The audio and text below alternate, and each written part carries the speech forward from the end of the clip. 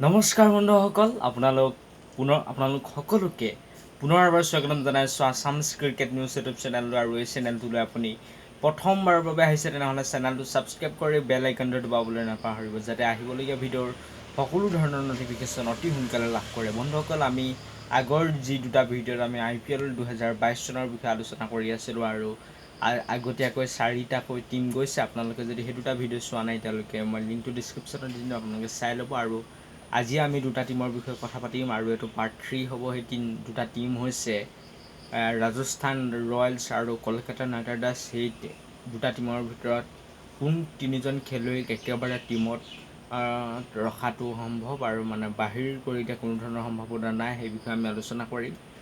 প্ৰথমতে আহিছোঁ আমি ৰাজস্থান ৰয়েলছলৈ। আৰু ৰাজস্থান ৰয়েলছৰ যদি আমি পোনপ্ৰথমে কথা ক'বলৈ যাওঁ তেনেহ'লে 1 নম্বৰত থাকিব সঞ্জু চেমছন অধিনায়ক হিচাপে কেপ্টেইন।